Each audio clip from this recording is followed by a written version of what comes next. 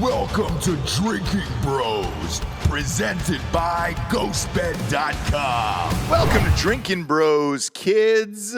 Chris Gronkowski is on the show today. Feeling powerful. We just did a deal with these guys for our new shakers. Put those up on screen, Bob, before we cut to Chris. Look at these things. God damn, these are sexy. Those are available for pre-order right now on drinkinbros.com. Chris and Co. are the inventors of these. You might have saw them on Shark Tank. They'll be available with Drinkin Bros logos on them now. What's up, Chris? How are you, man? What's going on? It's been a little while. It's been like a year since I've been on. No shit. It's too long. Some say too long, Chris. I thought I was going to get the monthly invite back. Heard nothing for a while. I didn't know if you guys were still doing it. Well, here's the thing. We booze hard and we gamble hard. And I think last time you were on the show, we were talking about gambling, and you don't dabble in it that much. No, I do. Sports betting for sure, but not as hard. Not as hard as we go. So we're betting on like golf picks and shit like that. I'm pretty disciplined with it. So I stick to one sport that I think I have an edge on, and I'm not going to take golf picks. I'm not going to take women's basketball.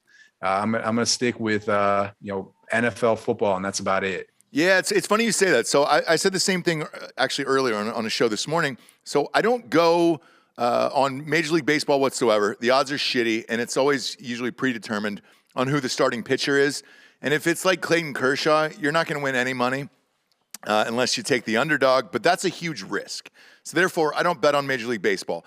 NBA is also really, really hard to bet because you take a team like the Warriors, and the Lakers used to do this back in the 2000s.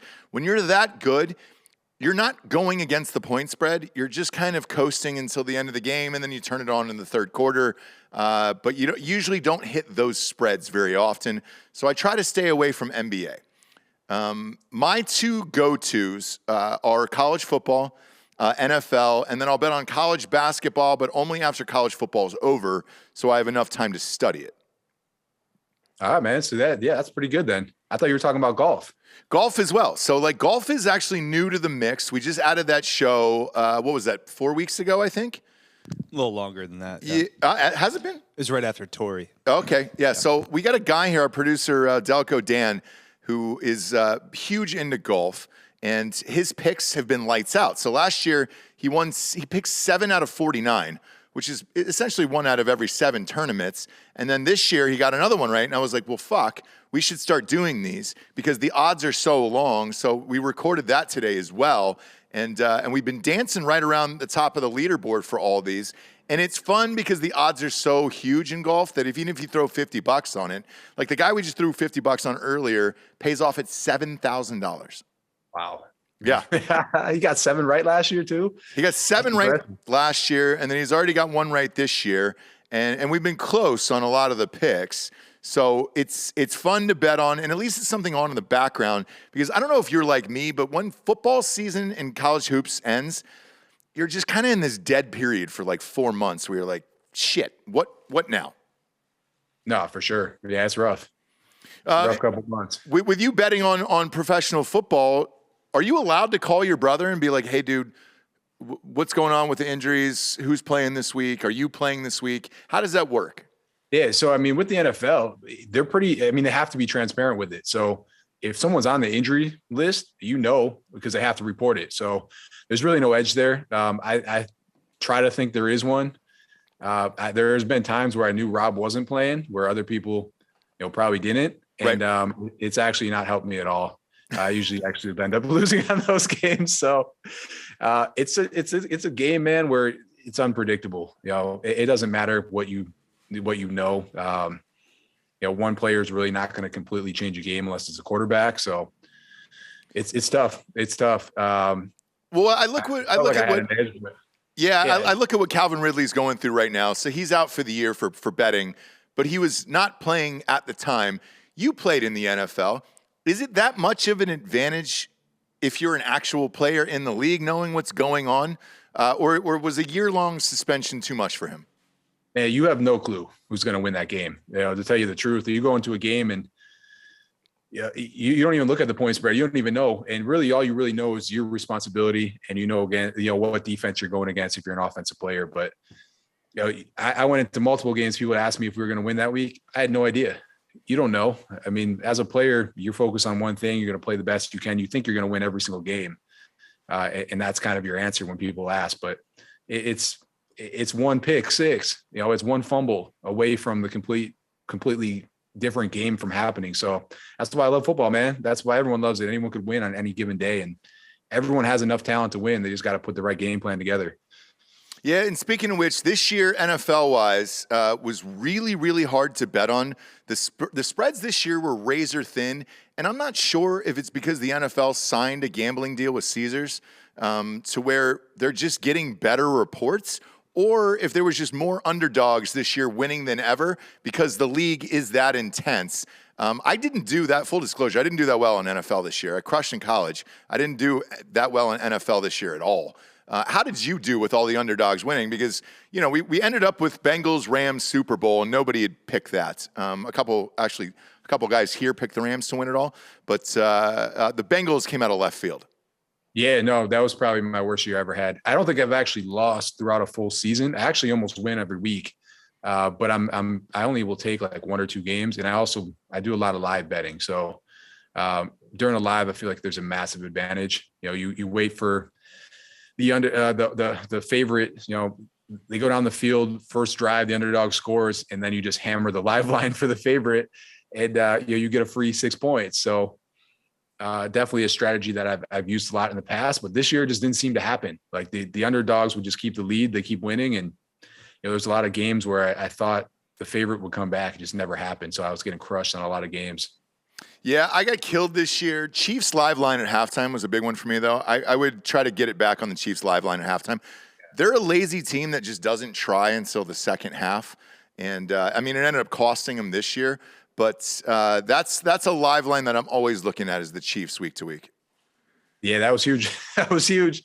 Came back every game. So, yeah, man, it's still, at the end of the day, it's tough, man. Everyone's so good. And even the worst team in the league is still the best players in the world. So, anyone could win any week. For sure. Look, your brother is in limbo of whether or not he's going to return. Is he coming back to play for the Buccaneers this season? Man, he's going to come visit me this week, so I'll let you know how our training goes. Maybe I can get him in shape for another year. Is that what it's really up to? Just the training in the off season and then examining or re-examining your body at the end of it and going, all right, I can do this or I can't do this year. Like I'm cooked. No, I don't think so. Cause in the off season, you actually think you can make it and you feel great. So, you're going to finally recover. You're feeling good. You think you can play another season. Really it comes down to that first hit or that first injury you take during the season. Mm-hmm. When you're like, man, like, why did I come back? Or like, maybe it's time to step away. Cause you can do anything without pads on. You can feel great, but you can't protect yourself from a blindside hit down the middle where a guy takes out your knees, and there's no amount of training that you can do to protect yourself on that. So, yeah, it's more about just, to me, it was always more about just the passion. Like, do you have the passion to go back and grind it out for another 18 week season now? Yeah, add an extra one. So. And then playoffs and Super Bowl. Do you still have that passion is what it comes down to. Yeah, speaking of passion, Tom Brady clearly still has it. He announced that he was going to unretire after, 3 or 4 weeks and then go back to the Buccaneers, which could potentially be Rob's quarterback again for the 90th year in a row. Did he come back just to spite Adam Scheffler? Because that's exactly what it seems like. Man, it's so hard to walk away from the game. Especially 22 years into a career. I think the guy's probably the most competitive guy in the world. I played 4 years. I didn't even want to walk back out on that field because it's such a grind. But he's I don't think he's going to give up until he has to. Until an injury takes him out, because his competitive spirit's just insane. So I think he sat on the couch for 3 weeks, realized he's still one of the best in the world to do it, and at that point just said he's not going to stop yet. Yeah, and it's odd to me because he had arguably one of his greatest seasons ever last year. So for him to step away like that, it seemed like a strange time. You know the ins and outs of that locker room better than I do. Did it have anything to do with Bruce Arians? Man, I don't know with the whole Bruce Arians situation. I didn't think it was necessarily a bad time for him to walk away, though. To me, it's hard to walk away after you win. Like after you win it all, you had the talent. You came up a little bit short, but you had an amazing year. I thought it was a good time to walk away. I think it's going to be hard to rebuild that team, get the talent back, and come back. I mean, really, realistically, to win the Super Bowl this upcoming year, I think it's going to be a lot harder than, the previous year where they had a lot more talent. So I thought it was a good time to walk away personally, but I'm not sure what happened with the change with the coach, but yeah, I found it odd that Brady comes back, he unretires, and then magically Arians retires and then goes into I think he's a GM now or working with ownership. So he'll be in the box up there week after week. And then is it Todd Bowles that took over? Yep. So Todd Bowles coming in for sure. I mean, I think Brady, he was running his own offense after about week 9 of the previous season. I mean, you saw that massive change after their bye week. I think that's kind of when Brady came in and kind of implemented his own system. To me, Bruce Arians, and he came into Indy when I was there, and is actually the reason I got traded from Indy. So wasn't my favorite coach because he told everyone he would never use a fullback. So I got traded that next week to Denver. But I think his system was more a system where the quarterback had to hold the ball longer, and obviously didn't fit with a 40-year-old quarterback. So once Brady kind of took over that offense, you saw things change quickly. And I think he's had the reins since that time. So I don't know how much that really affected the decision for him to come back. But why not Byron Leftwich? Because a lot of people think Byron Leftwich should be a head coach in the NFL. I agree. And he seems to be the offensive mastermind there. Why didn't they just bump him up? It was, to me, at least kind of confusing that Todd Bowles came up instead of Leftwich. Yeah, man, I have no idea. That's definitely didn't see that come. I don't know if it was the previous head coaching experience or where that decision came from, but yeah, definitely came out of nowhere. But his previous head coaching experience was at the New York Jets, and he was awful. So does that really count? Like, do you really give a shit about – because the Jets are the Jets, and the Jets are going to Jets for a long time. I don't see that team getting any better anytime soon. So, yeah, with his record at the Jets, I was like, yeah, I mean, he's got head coaching experience, but fuck, man, they did nothing there. They did nothing. Yeah, it's tough. It's tough. So – man, I couldn't. I don't know. I think it's more of just the managing style, and I think they felt more comfortable with him. But I'm not any expert at coaching. I can promise you that. Yeah, I mean, look, if you're looking at the divisions, I think the Bucs actually have a decent shot at it. The Rams, they only got better. The Bills look super sexy this year. Yeah, man, I'd love to see. I think your brother fits in with the Bills and their fan base the best, and I think that would be a match made in heaven if he came back. Just to crash through a fucking table and win a Super Bowl for Buffalo would be the ultimate party of all time, I think. Man, it would be full circle, man, bringing us back to our hometown, playing in front of the hometown crowd. Yeah, dropping some elbows through tables. Yeah. All the bros would be there doing the same thing. It would definitely be a party. Might be a little bit of a distraction as well, but yeah, I don't know. I mean, they signed O.J. Howard to Buffalo. That's right. Yeah. So, yeah, I'm not sure where that's at. I know they offered him in the past, but yeah, man, I think he came out and said he was going to only play for one quarterback and kind of reemphasized that as well. So it sounds like if he makes it back, it's going to be in Tampa. So it's Bucs or bust, huh? That's what it sounds like. I mean, I can't see him going anywhere else. It's hard to get that kind of chemistry with another quarterback in another system. And, I don't think he's trying to go through a full camp and beat himself down and get on page with a whole new system. So I think it's Bucs or bust at this point. Damn, dude. Damn. I want to see it happen. I enjoy watching Brady play, and that team is good. I think Mike Evans is back, right? Godwin just signed a big deal. I think he's 3 years, $60 million. So, I mean, they've got all the offensive pieces to make another run at it. Whereas the Packers just spent every last dime on Aaron Rodgers, and they're going to have nobody around him. So coming out of that division, out of the NFC, you still got the Rams there. Anybody else look sexy there in that division besides the Rams this year?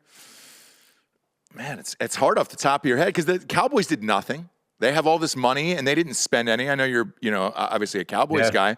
Why didn't they spend any money at all? Like I can't lump them in as a contender. Yeah, I don't get it, man. I mean, I truthfully thought the Cowboys were going to make a better run at it in the playoffs run, but I think it's more of leadership there. I think it's more of just discipline in Dallas, and it's kind of been like that since I've been there. I was there in 2010. And it's kind of been the same thing where, there's just not discipline enough. You get all the penalties, and no one's on the same page, and the talent's there, man. I think they have enough talent to make a good run, and I thought they had enough talent to really go deep in the playoffs, but you got to be together as a team. Yeah, they cratered. We've got a guy in here, Sean, who's a huge Cowboys fan. Likes to smoke cools, wear jean shorts. You know what a Cowboys fan is, obviously. And as soon as they made the playoffs, I was like, nope, I'm betting everything against them. Like that is not going to be a team that ever makes it out of there. I don't think Dak Prescott's the guy to win a Super Bowl for Dallas. It's tough, man. I mean, I think he's talented enough. I just don't think the team rallies around him. I think there's something there that is just missing. I don't know what it is. I mean, personally, talent-wise, I thought when he came out the first game of the year off an injury, played against, the reigning champs in Tampa, I was impressed. That was a impressive showing. I'm like, man, these guys are for real. The talent is there. If they come together as a team, they're going to be a contender. That was a great game. That led off the season last year. That was a blast. Bucs didn't cover. I'll never forget that. No, you're right. I won't forget that either. I think we were doing a live watch here, and I'm looking at this game, and they were up by double digits most of the game, and then the Cowboys came back at the end of it, and I was like, fucking Brady, dude. He doesn't cover that much. Great quarterback, but doesn't cover that much. Yeah, I mean, they start to get massive spreads too. So, it's hard, especially they're always backdoor covers too. So always right at the end of the game. Yeah, it's crazy. Let's talk about the Shakers since we're on the show. You were on Shark Tank for this. How long ago was that? About a year and a half ago now? No, it's been a while. October 2017. Holy shit. Dude, with COVID, I've lost all sense of time, smell, touch, feel, you name it. 2017. No way. 2017. Okay, we did well. So we got the 2000 update 1 year update in 2018. So we're always being replayed as well. So it's all over the place. Everyone's always seen it.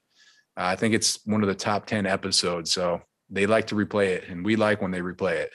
Oh, for sure. I know me and my wife have it in the background all the time when we're cooking dinner and stuff. Because they'll rerun it on, MSNBC over and over and over again. Huge. All the time. All the time. And so I feel like I've seen your episode like 19 times, which is great. Give us an update on the product and how it's doing. How's it selling today? Yeah, man, it's been great. So we obviously exploded right out the gate with Shark Tank. We've grown at least 30% every year since then. We're nationwide, GNC, Vitamin Shop, Lifetime Fitness. We just got into 1,900 Walmarts. Some of the military channels as well. So it's been good, man. Still coming out with new products. We got a jug releasing tomorrow. It's actually the request of Rob, training in Tampa. He wanted a bigger water bottle. So the half-gallon, full-gallon jug coming. And we'll continue to build, man. So it's been good. Shockingly good. So just keep grinding. I'm sorry to interrupt. Do you have a full gallon bottle coming out soon? Yeah. Where can we get the full gallon? That's the big boy. We need those at our desks. Yeah.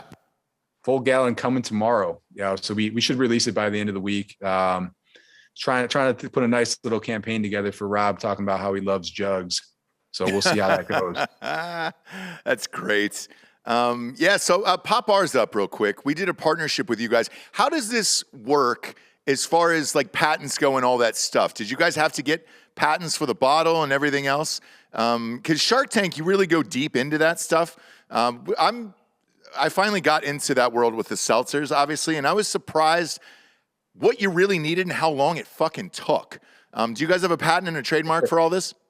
Yeah, for sure. Everything's trademarked. Shaker's all trademarked. We do have different patents as well on our different products. So yeah, it's a lot, man. And not only do you have to get the patents, you then have to protect them as well, which costs a lot of money too. So A lot of behind the scenes with any business, and it's always, as you know now, a lot harder to get off the ground than you think it's going to be. Yeah, and I mean, dude, even just filing for just one trademark, just one simple name or whatever it is, it's $1,000.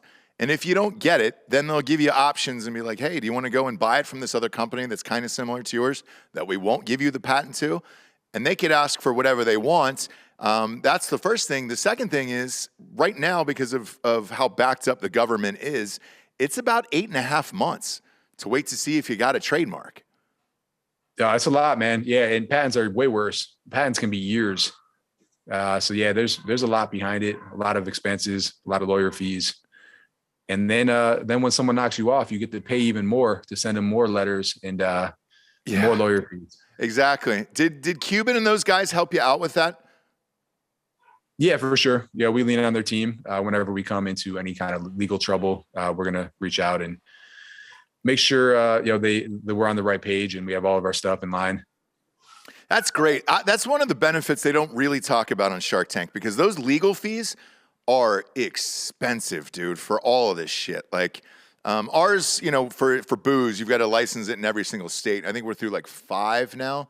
And it's, dude, those fees add up, and it would be great to have somebody to lean on like Cuban and those guys for lawsuits, because I'm sure people have tried to use your brand after you've been on Shark Tank. Oh, absolutely. I mean, it's just a sign of success. If you're doing well, at some point someone's going to knock you off, and that's when you made it. So yeah, it's definitely came. We've had to send out letters, multiple letters all the time, and it's just all about having those right pieces in place. So it's part of success. So I guess it's a good thing.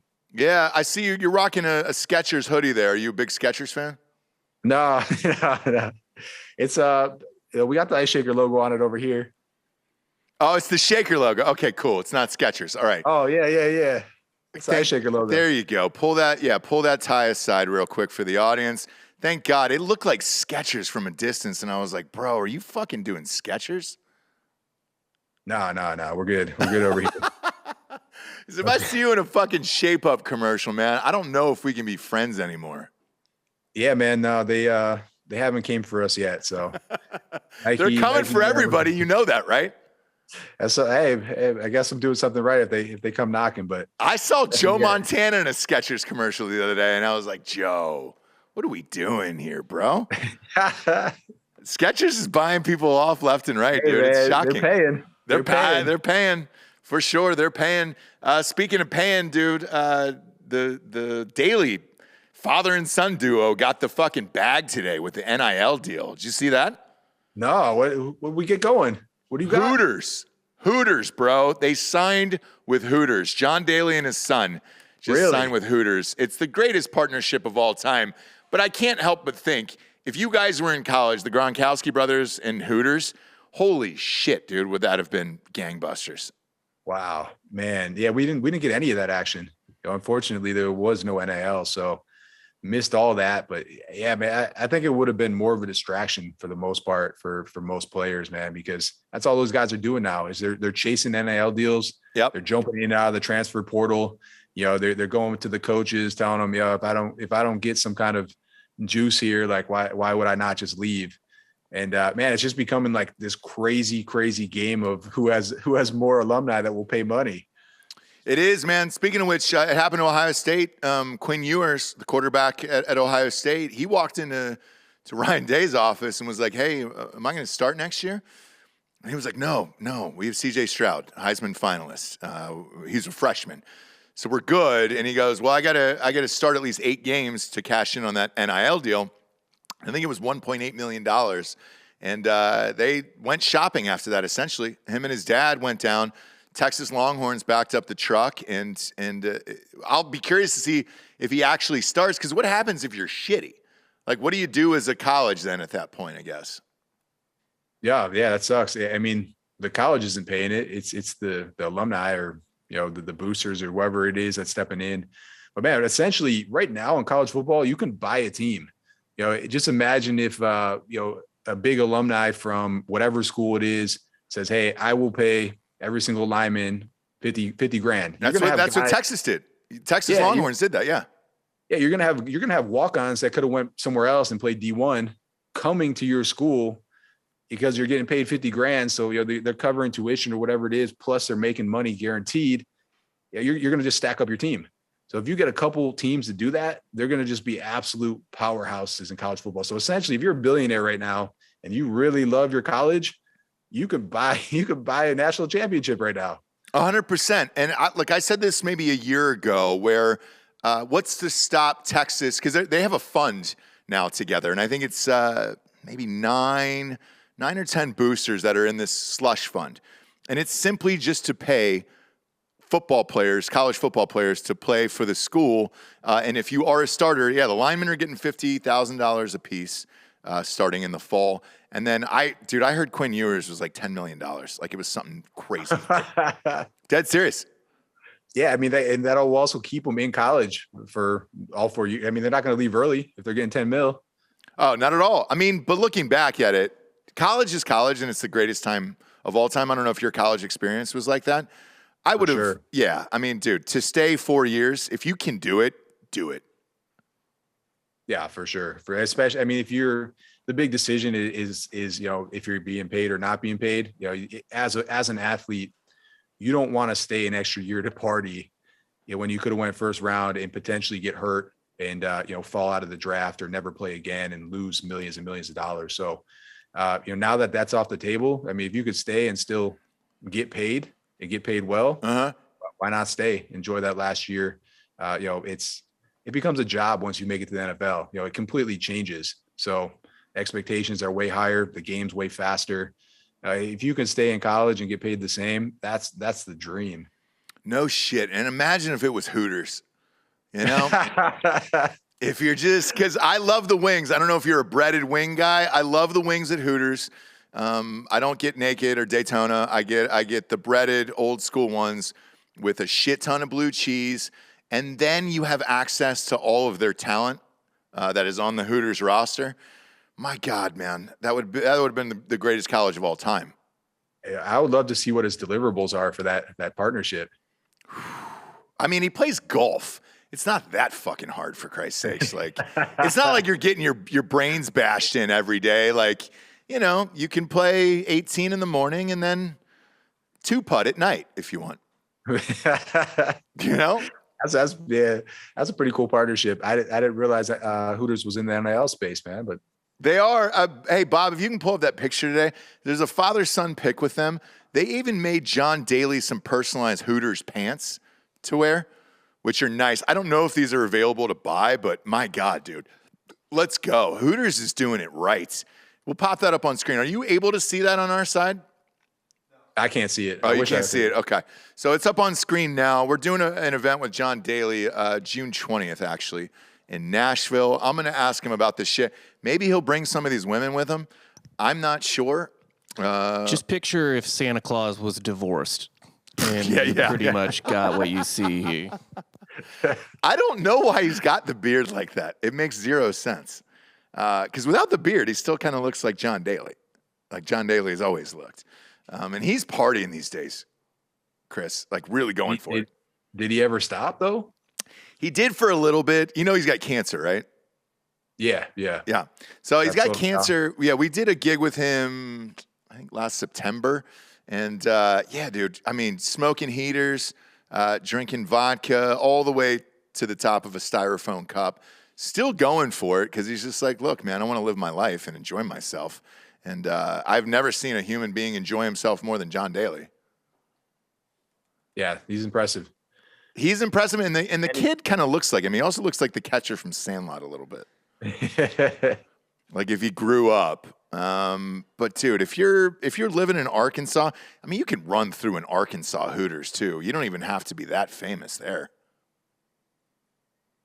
Like it's going to be interesting to see how this NIL deal goes. Fuck yeah, dude. You ever show up in one of these small college towns with the brothers and the cameras and all that shit?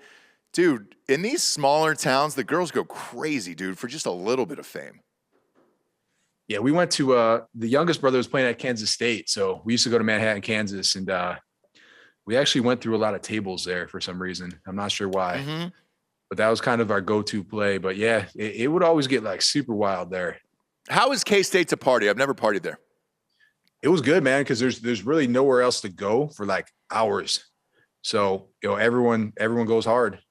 Okay. You can't really leave and go somewhere else. So the whole campus just all parties at the same bars right there. Is it a big school? Bob, I think they got about 35,000. That's not bad. Big. That's not bad. Bob, you ever party there? No, I never made the trip to Manhattan, Kansas. Dan's been. How is it? Dan is covering his face right now, so some horrific shit happened there. No. Say it aloud. That's just where my ex-girlfriend went. Oh, that's right. But you didn't meet her there. No, but I went there. Oh, you did go there. Yeah, How is it? Is it fun? Yeah, it's fine. It was during COVID, so it wasn't like going off, I just picture it's Kansas, where you're just in the middle of nowhere, and you're like, man, what do we really have to live for? Like, let's just do all the drugs, have all the sex, and do all the things. Because you're in Kansas, right?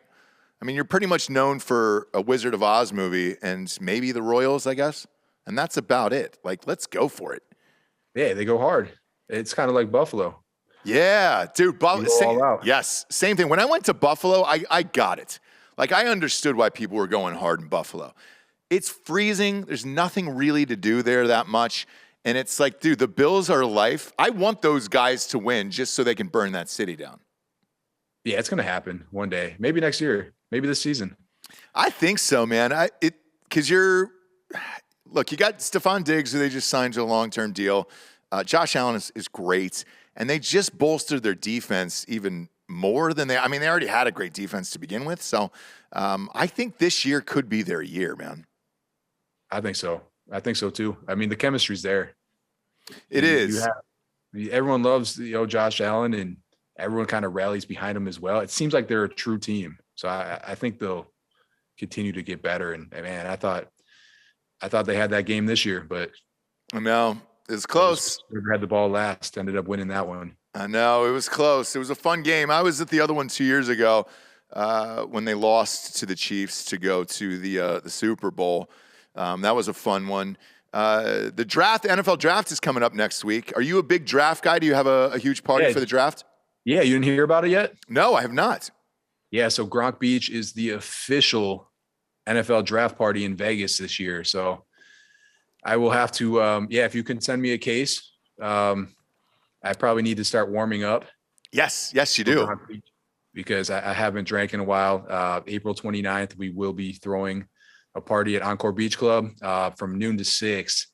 And we will be inviting all the first round picks to come to the party as well. So we'll see how many show up. But this might be a recurring thing. We might be the official draft party going forward.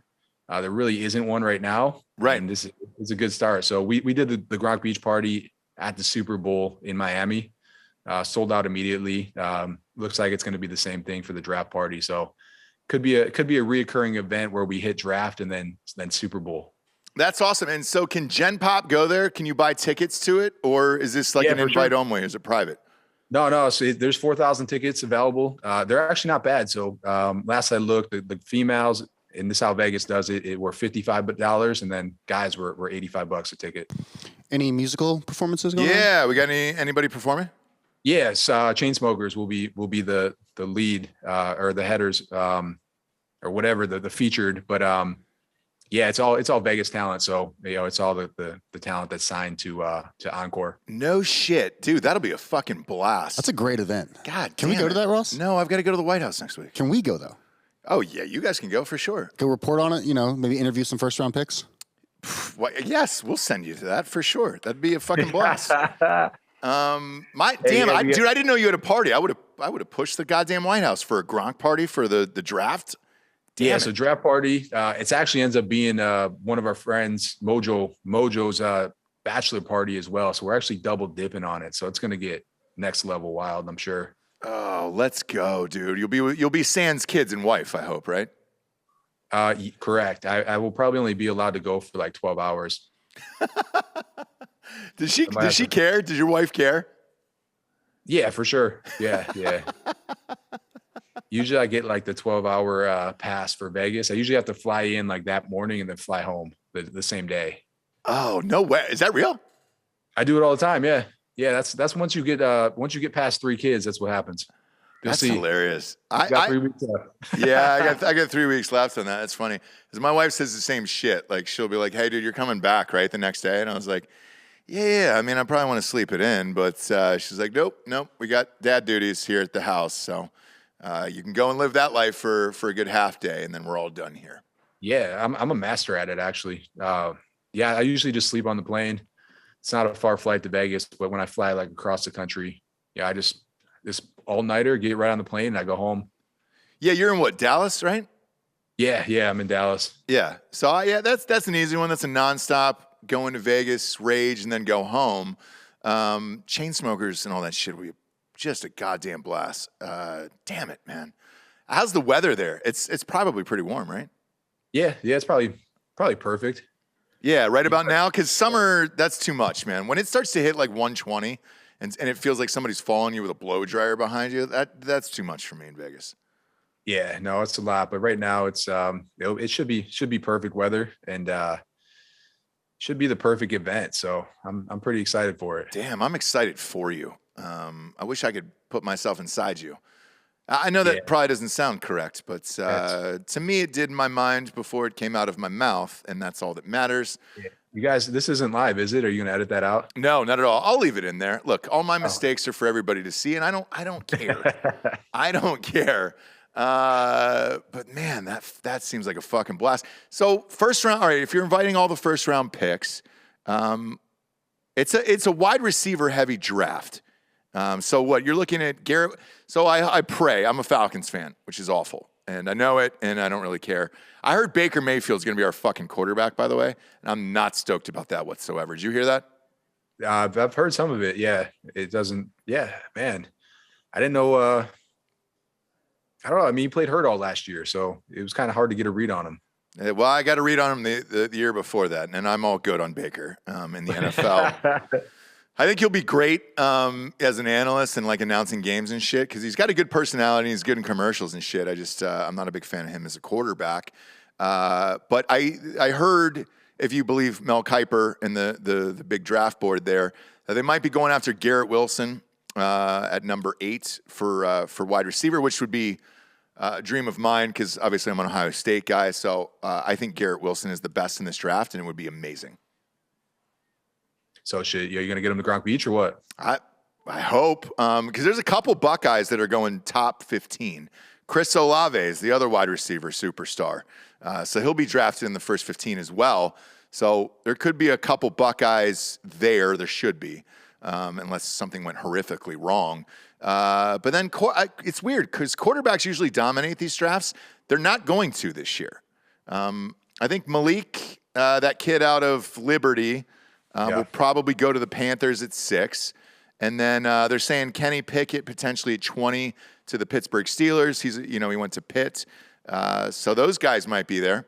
You can see how big his hands are in real life. Yeah, I don't think I'll be doing that at all. I'm not sure what I'll be doing. You heard that story, right? How small his fucking hands were? No, I didn't. Oh, you didn't hear it? Dude, they wouldn't shut the fuck up about it. He has the smallest hands. If he is to play, right? Isn't it the smallest hands for a quarterback in NFL history? I don't think that's true. I think it's true. I don't think that's true. And then when they remeasured him at his pro day at the college, his hands magically got an inch bigger because everybody wouldn't shut the fuck up about the size of this kid's hands, that they were too what'd tiny. They come in at? Yeah, what's like 9 inches or what? No, smaller. I think it was 8 5/8. 8 5/8. Really? That was at Pitt's pro day, and it was 1/8 of an inch larger than I guess what they measured before. Correct. You know that world better than I. Does it really fucking matter? I mean, as a quarterback? Yeah. I think so. I mean, that is really small. I mean, I don't think I have big hands, and yeah, mine are like 10 inches. So yeah, I think, I mean, if the guy can throw it, he can spin it. I guess it doesn't matter, but usually you just can't grip it as well. Yeah, you can't grip it as well. And if you're in a cold weather city, like let's say Pittsburgh. So let's say he does end up going to Pittsburgh. And I know he played for Pitt, so he's used to the weather. But is an NFL ball that much different than a college ball? No. I mean, if you can throw a college ball, he should be good. Okay. I don't think so. So maybe he's fine, but if he sucks, all they're gonna do is talk about his tiny hands. Yeah. It's crazy the measurables and how much they put on it. But yeah, he'll definitely guaranteed he drops just because of that reason, which is insane. Yeah, because right now I think they got him going at 20 up there. And yeah, if you get a photo, if he comes to your party, get a photo of your hands together and then just show the world. I'll get him and Rob because like Rob's hands, he makes mine look tiny. So really, he's got big mitts, huh? They're insane. So yeah, we'll put those two together if he comes. Yeah, and if you put that picture up, it'll go viral for sure because everybody wants to see this kid's hands for some reason. They're just little tiny hands. Do you think he'll let us do that? Yeah, he seems cool enough, right? Kenny Pickett's down for that type of shit, right? Yeah, I think he'd be fine with that for sure. All right. Especially if he gets drafted and he goes in the first round, like you're good at that point. Because that you're kind of just sweating that whole day, and then you just want to go in the first round and then get it over with, right? Yeah, if we can get him on stage and in the VIP, he'll be feeling really good.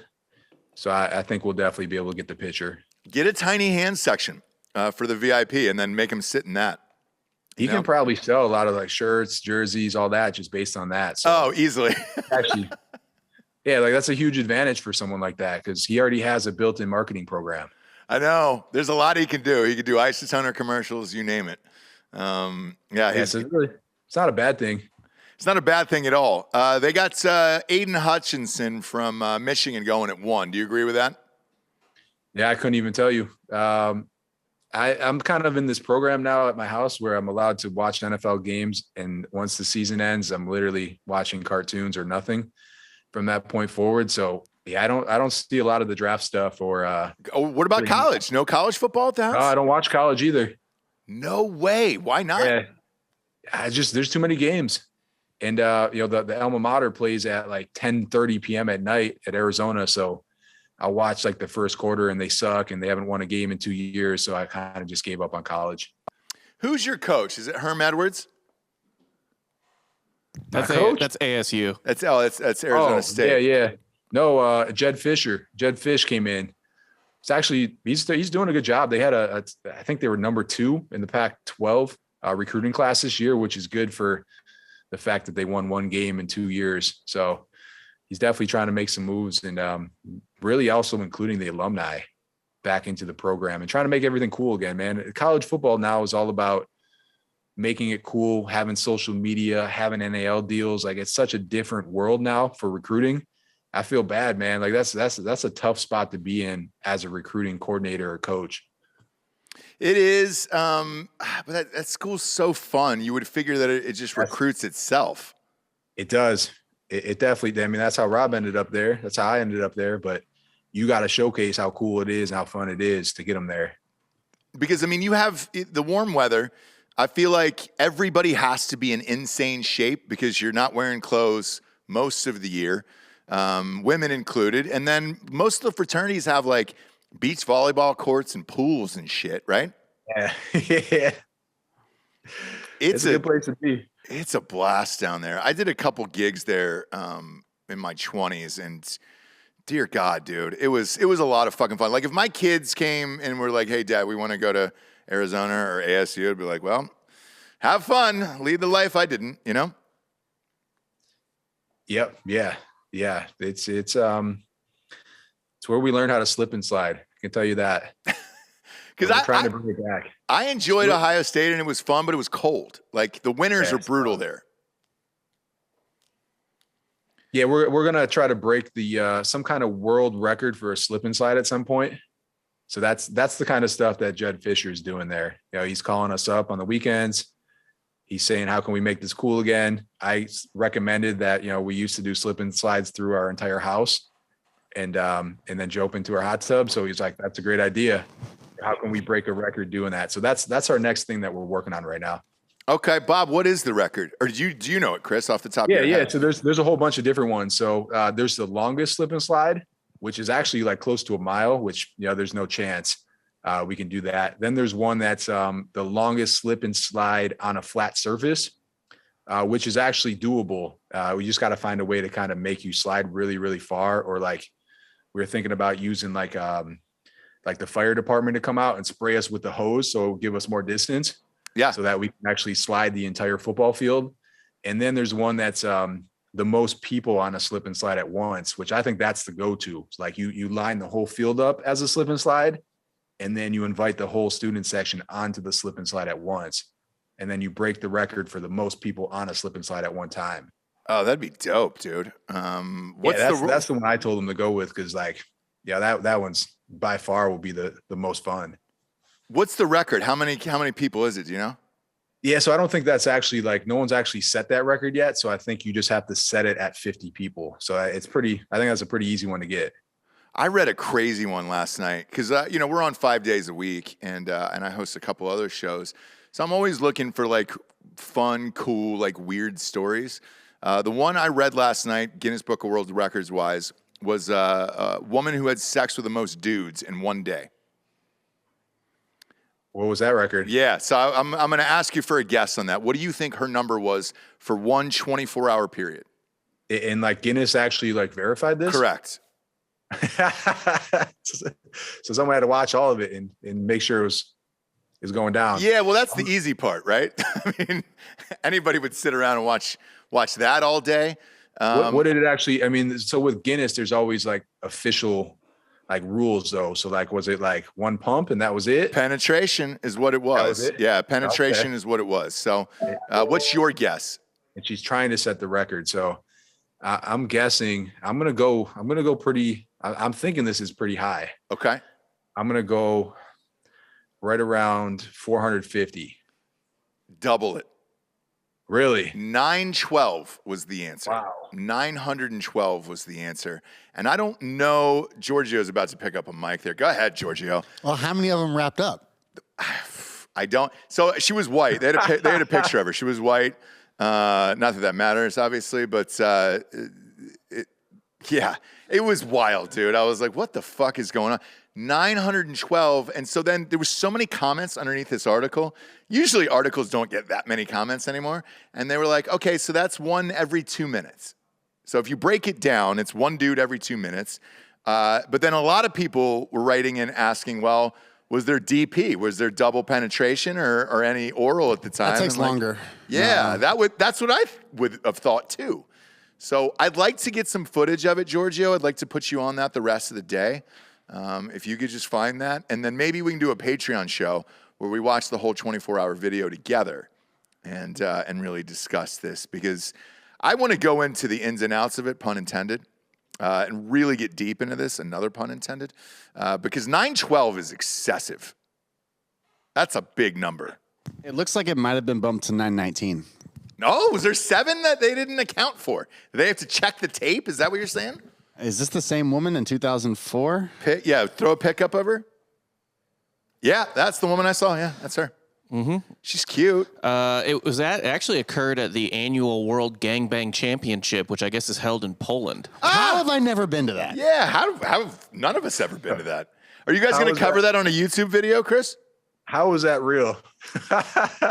I mean, look, pre-COVID, shit used to be fun. I think we all forgot. It's a gangbang festival. It's a gangbang that was a festival. conference? Yeah, it's a gangbang festival. It takes place in where, Poland? Yeah, in Poland. Do we know what month? If that's near Oktoberfest, that would be a nice gangbang with that, where you can go to Oktoberfest and then just pop over there. And then can anybody enter? Because if so, I'll enter Giorgio in. What's the entry for that? Is it a competition? That says championships, so I guess. Look, How does one win a gangbang? Sport fucking is a real life sport, and you can be a champion at it. I'll enter. I'll pay your fee, whatever that is, Giorgio. Would you be down for something like that? Of course. Okay. I'm all in on you. I believe in you, actually. I mean, there'd be a lot of training for this. Rob is still having trouble finding the application or the entry fee or Bob something. is. Well, I'm just trying to, get the details here. One would imagine it's got to involve some tests. So like this White House thing that I'm going to next week, I had to go through Secret Service, a bunch of fucking COVID tests and all this other bullshit, right? For a gangbang, one would think that's got to be extensive, of like a blood test, some form of STD test, something like that. Well, maybe like a pre-physical, like a pre-gangbang. Like everyone gets in the locker room. You know, the referee comes around, checks you. Yeah. Checks your fingernails. Make sure Yeah. not too long. Speaking of referees, Chris, do you coach any of your kids' stuff? Yeah, I'm a assistant coach now. I head coach last season, but I retired already to assistant coach now. What did you coach, and how old was the kid? So my older son's 5 and the younger one's 3. So just, man, a lot of respect for head coaches at that age. It's more of like, Thank you. You're welcome. You're welcome for my service. At that point, like you're kind of just watching the kids. No, you're coaching, Chris, and I take it very seriously, and I'm a champion, okay? I don't coach losers. Did your team win? I mean, we don't even keep score. Yeah, we definitely keep score. There's a trophy here right behind me. If you want to grab that trophy and come in behind me on camera. Show Chris the trophy. Really? What age group was this? So last year it was 7 and under. Right now I'm coaching the 8 and under team. Can you see that on camera there? So now the league didn't give this out to me for Coach of the Year. I actually had this made myself. So it's a 5-footer. And if you look closely, it says championship head coach, obviously, and then loving father, husband, and friend is also what it says on there. And I also mold young minds into champions. And I'm on pace this year. They're undefeated. The Austin Bulls 8 and under team is undefeated in soccer. So I'm on pace to win back-to-back championships. Wow. And I feel pretty positive about that. I like that, man. That's impressive. Thank you. Thank you very much. But I had the best compliment of all time was that we did an Easter egg hunt thing. Oh, you don't have to stand behind me the whole time. It'd be rad if you did, but no pressure, obviously. No pressure. But I had an Easter egg hunt in the neighborhood with the kids and everything else, and we just beat the brakes off this team earlier in the morning, and one of the dads from the other teams was there, and he came up to me. He was like, "Oh, you coached that game?" And I was like, "I did." And he goes, "Man, you know what? At that age, at 8 years old, talent-wise, everybody's kind of in the same place." He was like, "You're just a better coach than everyone." And I almost started weeping, like just openly weeping. I was like, "You're right. You're fucking right. I am." You know? And I show no mercy. Like there's starters, there's bench players. Like we're going for championships or nothing there. And we're on pace. We're undefeated right now. So I feel pretty good about it. I feel pretty sturdy. He seems to have froze. Yeah, he froze in time. And my championship head coaching skills have a lot to do with that. I think it froze a smile on his face after hearing about your great abilities as a coach. It makes people freeze up. Some people just get nervous. He is grinning ear to ear. Yeah. Because that's what I do. And that's what championship head coaches do. You win. And then, usually my greatness freezes the screen. Now he's back. Now we got him back. But, going for back-to-back. We got 3 more games. We got 3 more games for the undefeated season, Chris. So. Yeah, that's impressive. I mean, you got... We lost him. Here we go. 7-year-old. I mean, 5-year-old, we don't keep... Well, you know what's weird is I did coach 5 years old, and they did, they kept score and they kept standings. So I did coach the 5-year-olds, and they did. So that was and I'm always honest here. So I actually lost that championship to another coach at 5 years old, and at the end we were in North Carolina at that time, and they give you the trophies, and then you go up and get the first and second place or whatever. And I looked at this other coach. And I said, "Hey, dude, congratulations. This is going to be the greatest weekend of your life because you just coached your son to a victory, and he'll never forget that the rest of his life, whereas this is going to haunt my dreams forever." And so I think that is what gave me the motivation to come back. And I'm not saying 30 for 30 should probably do a full series on me, but they should probably do a series on me and my greatness as a coach for children. I want to see it. You guys, how'd you learn this? Where do the techniques come from? I hate to say Shaolin, but I use a lot of Shaolin techniques. It's me and Wu-Tang, and we've kind of mixed in that. It's Sun Tzu, Art of War. I don't think it's probably over your head, but for a guy like me who's super smart, that it's right in my wheelhouse.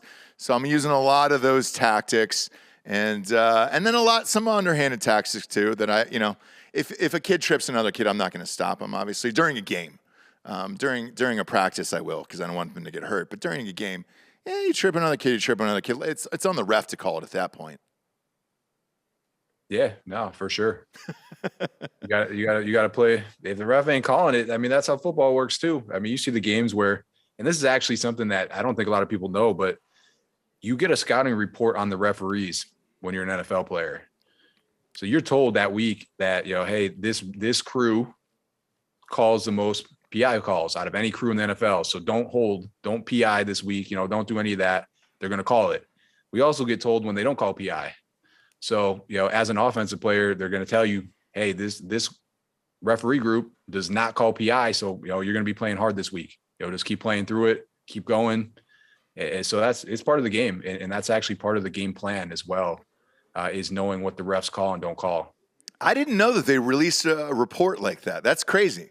Yeah, there's a weekly report on each referee crew. So, and the coaches say, hey, we got so-and-so this week. Like, he's not going to call PI. You can go ahead and give that jersey a tug. Yeah, for sure. Yeah, there's some crews that just call way more penalties. They call way more holdings. They call way more PIs than others. A lot of time, I mean, most of the time you're going to get a report that hey, these guys they're just going to call whatever normal. But every once in a while you'll get a crew that's just like super flag happy or whatever it is, and yeah, they'll pull it out. And that's the first thing we actually talk about the whole week is what the referees are calling and not calling. No shit. Dude, I know this sounds insane, but like I know because we have the same refs for these kids' sports. It's usually like a mixture of like 5 of them, right? And them. There was one game where like our best kid got hurt and we were up by 1 goal. And this ref was like this stoner high school kid, which is like most of them. And so I told our best defender, I was like, just kick the ball out of bounds way down the field into the woods. And he was like, why? Because I knew this stoner was going to be so slow to get the ball that it was going to chew like 2 minutes off the clock. And that's how crazy sick I get with this. Nothing gives me more joy in this life than ripping the hearts out of the other parents on Saturdays and just ruining their entire weekend. I love it so much. I know that's fucking sick and wrong. Oh, no, my dad was pretty good at that too. Was he really? Yeah, I mean, we won every championship, and he was the same way. One of his most epic games I've ever seen him coach, the coach's son was the catcher, and he knew he couldn't throw. So he kept, and this is baseball, so he kept delay stealing with his players. He'd go out there, he'd have them kind of creep off the bag, and then the second the catcher threw it back. Man, am I cutting out? No, you're good. You're good. Yeah. Good? Okay. Keep thinking my connection. Yeah, you're fine. Yeah, he delayed steal him. He kept stealing every single play. They ended up crushing him. This team was undefeated, and the entire team was crying by the end of the game. Oh, that's so great. Yeah, he was actually bunting every play. Every single kid was bunting. All he practiced was bunting the whole week because the catcher couldn't get out of the stance. And he couldn't throw. So did the whole week and delayed steal after that. And they beat him like 12-0. How old were they? How old were you guys? I think 12. I think it was a 12-year-old baseball team. Yeah, and you still remember that. So I like that because I want my kids to remember, hey, dude, not only was Dad there for you every single game in practice, but he was bringing home championship trophies. Like, I want that memory to live with them. Yeah, for sure. Yeah, we won every year.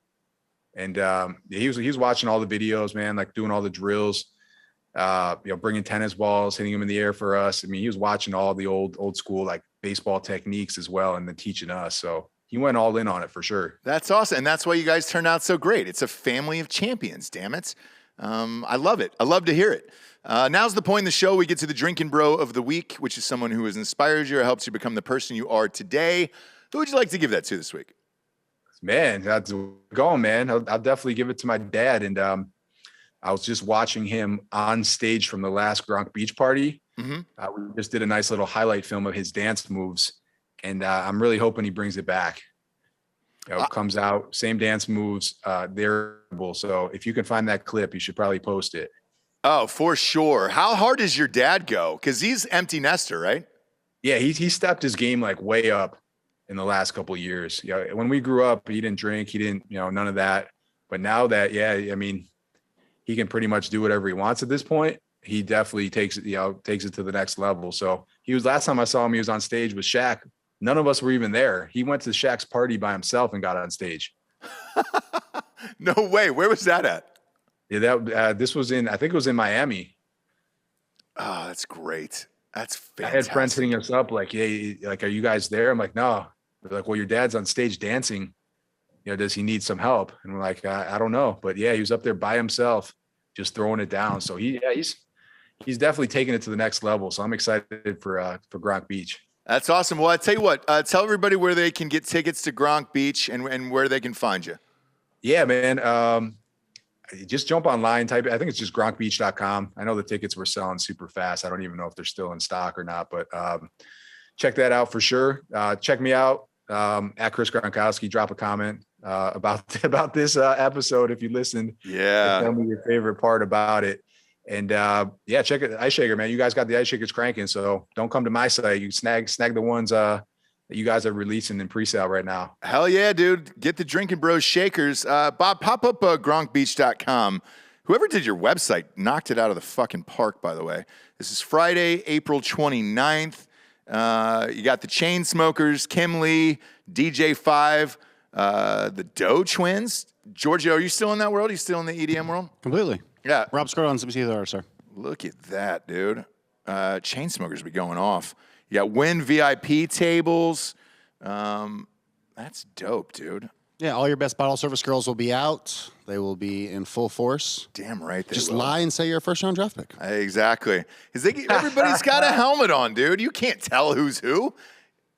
Late first round.